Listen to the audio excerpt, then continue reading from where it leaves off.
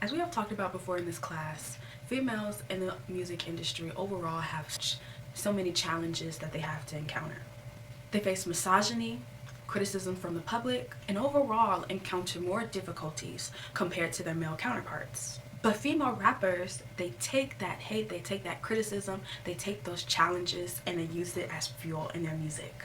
Instead of playing victim to the energy, female rap artists empower themselves through their music, their lyrics, their lifestyle, and their overall don't care attitude. They don't care about what a man has to say about them. It's only what they have to say. This was the case during the 80s and the 90s, where music was used to empower and uplift women in ways that are different from what is commonly discussed and talked about in today's female rap. In today's times, that empowerment oftentimes is equal to sexual liberation with no censorship compared to the decades before. Back then, women in rap, their music in regards to their sexuality had a mystique around it. It was mysterious. It was innuendos that could fly over kids' heads. Now, even Cardi B has to cut off WAP when Culture walks into the room. And Culture is her daughter.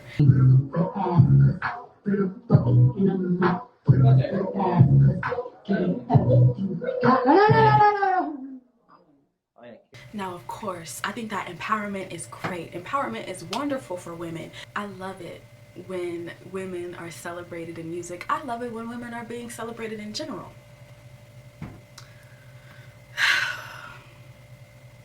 But y'all, roll the clip. You ever gave head with the whipped cream? Maybe a little fruit roll-up action?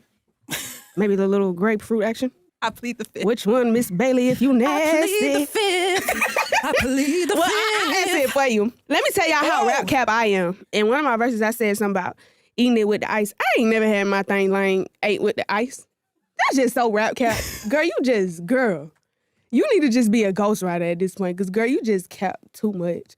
I ain't never had my little ate with the ice. And I don't think I would like that. Would you like that? You know? That was Lotto. Lotto is a rapper, and she was discussing what she talks about in her music with Chloe Bailey. Chloe Bailey is a singer. But y'all, these women be rap capping. Now, before this, I had never heard the term rap capping or heard anyone used it, but I feel like this encapsulates what rap music is like in female music today, and how what these girls be talking about in their music, are they even living it? Are they even doing it? And that's what I would like to highlight and talk about in today's video. There are so many examples of contradictions in rap lyrics compared to the life that these female rappers live. For example, I feel like the most popular example is the "I don't cook, I don't clean, but let me tell you how I got this ring" by Cardi B. That was one of her lines in the song WAP. There's literally a video of her cooking and cleaning filmed by her husband Offset. And also, just the ideas that are perpetuated in female rap music are very harmful and toxic.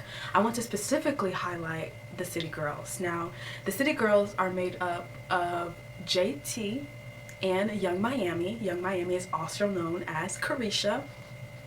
Now, in their music revolves around city girl culture. Now, if you are not familiar with city girl culture popped off, I want to say, near the 2020s, near lockdown, when everyone was locked down, they had to stay inside, and we were going through, you know, the vid. Everyone wanted to be a city girl. Everyone wanted to be a hot girl. And I'll show you the definition of what a city girl is. We, of course, are going to be using the Urban Dictionary. A city girl is a girl who don't give a F about no man in her bag, one way or another. Not a hoe, but can be one. She's not a hoe, but she can be one. And likes to have fun because you only live once. The fuck? Straight up verbatim. Other examples of a city girl: a girl that gets dressed up and made up to eat men's souls. They're basically the modern day version of femme fatale. A girl who goes out and plays guys, acts interested in them, and usually has sex with them but doesn't call them. They stimulate the sex life and mentality of a guy and usually just do it so they have a good story to go share with their girlfriends, like Sex in the City. Definitely do not want a relationship. This is city girl culture. They don't want a relationship. This is a line from the City Girls song How to Pimp a Ninja. We are censoring that word. How to Pimp a Ninja. And here's one of the lyrics. I'ma show you how to pimp a ninja. Make you think you love him. Take his money, then you dip on ninjas. Dun, dun, dun, dun, dun. Dip on them. And this is all over TikTok. It's all over social media. You have women singing the lyrics to these songs, saying that it is okay to take a man's money, have sex with him, take his money, and just dip on him. And this city girl culture and this city girl lifestyle is perpetuated in so many more of their songs, so many more of their lyrics. If he ain't got no money, then I block him. But what if I like him? Get that bread, get that head, then leave. Does that count for good head too? You know, good head's hard to come by these days. I don't care about him. I get what I want and dip. Ain't the goal to keep getting what I want? Why are we dipping? Do you bitches have feelings? And I actually found it interesting, this video talking about the hypocrisies in female hip-hop, where he stated, a common theme that I've been seeing with these female rappers, they get on by having some sort of F men anthem. Go ahead, do you. But then once they get on, they find a man and they just disappear. They get on by saying they don't care about men, they don't want a man, they don't want to commit to no man. Fine, go ahead, it's your life. But then they get to this position and they find a man and they disappear. Most of the time, these female rappers, they'll make a single about single life. They'll make a single, basically they'll make a single girl anthem. They'll make a single girl bop. And then they'll get with the guy right after that and they'll be coolin'. They'll be with a guy and then they won't make any city girl music. And then everybody's like, where did they go? Where are they at? Where's the music? And this will happen, and where the fans are just left to wonder, like, where are these people at? They're up under their man. JT and Young Miami, or Carisha, they both have men. They both are not living the city girl lifestyle. It's definitely my man, my man, my man. That's my man. That's my man, bitch. Oh, don't try to read me out. My man, my man, my man. Oh, real bad. Girl, you go home to your man. We want to be like you. It's just very, very contradicting. I found an example with Megan Thee Stallion. Now, Megan Thee Stallion, she's the hot girl. And Megan, she also promotes this very hypersexual nature. But what I found extremely interesting is that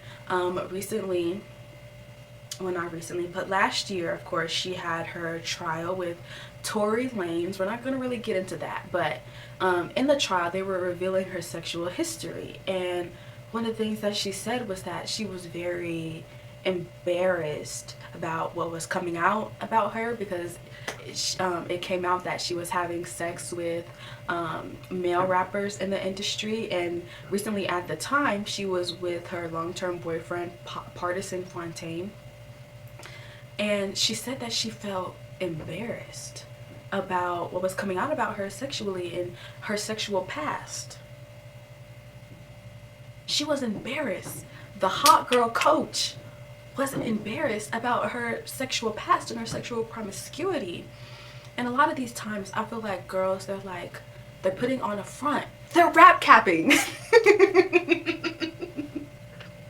Like Lotto said, they are rap capping in their music. They are not living what they rap about in their music. And how harmful is that to the millions of women that are consuming this music, that are singing them, that are dancing and making TikToks to this type of music?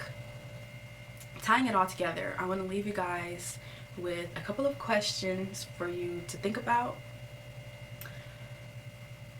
how is this city girl culture, this sexualized culture, other than empowering women, how is it benefiting us? Will it continue to benefit us in the future? Will we see a shift and will we see a change in how women present themselves in rap music? Will there even be a market for conscious rap anymore like it used to be in the 90s, when women were a lot more subtle about the way that they discussed sex in their music? What effect is this going to have on the next generation of women? I don't know. Yeah, so I hope you guys enjoyed the video. I hope you got a lot out of it. I really enjoyed this pop culture class, and even though this is going to be our first and last pop culture class, I hope eventually that we bring it back, because this class was so informative about the ways that pop culture intersects with being a woman, and how women perceive ourselves through pop culture, and how ideas are perpetuated and solidified through pop culture when it comes to the topic of women. So thank you so much. Bye.